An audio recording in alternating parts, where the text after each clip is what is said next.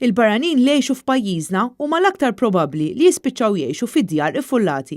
Dan ħareġ minn ċifri pubblikati mill-Uffiċċju tal-Istatistika tal-Unjoni Ewropea, il-Eurostat, fejn jirriżulta li aktar minn 10% tal-barranin minn pajjiżi barra l-Unjoni Ewropea u lilin li jgħixu f'Malta kienu joqogħdu fid-djar li huma affullati.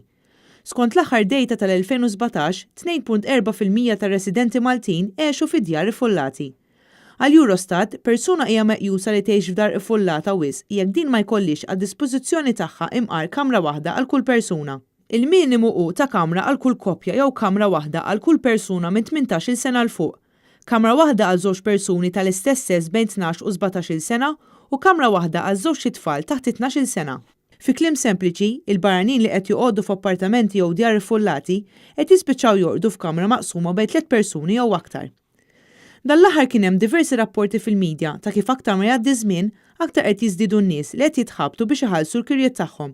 Dan minħabba l-prezzijiet dejjem jolgħu f'pajjiżna.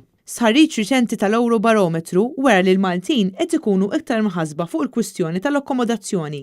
Aktar minn kwarta dak li wieġbu esprimew tħassib bl-inkwiet jiżdied mod sinifikanti fi kwistjoni ta' xhur. Skont l-isħarriġ, il-prezzijiet ta' djar Maltin żdied brata li kienet aktar maġla mis-suq ta' djar saħansitra f'Hong Kong. Il-kap tal-Partit Nazzjonalista Adrian Delija ilu xhur jitkellem fuq din il-problema tal-kirriet u anke fuq l-istrateġija falsa tal-gvern li jkabbar l-ekonomija bil-popolazzjoni u l-importazzjoni ta' ħaddiema barranin.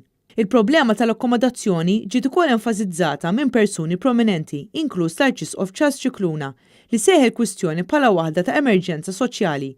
L-NGOs ukoll wissew li l-prezzijiet dejjem jolgħu tal-kera kienu qed jirriżultaw f'aktar nies li qed jispiċċaw jgħixu f'kundizzjonijiet ħżiena ħafna jew għar minn hekk jispiċċaw bla saqaf fuq rashom bil-konsegwenza li jgħixu fit-triq.